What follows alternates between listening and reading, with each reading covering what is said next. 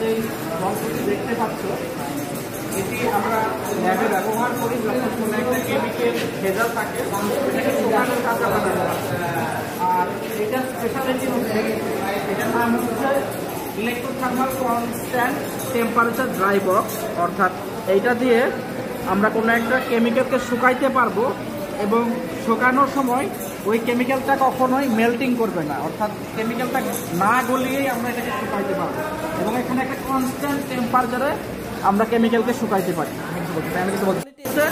Electric constant temperature dry box দেখতে পাচ্ছেন এখানে, এটা আমার প্রোডাক্ট।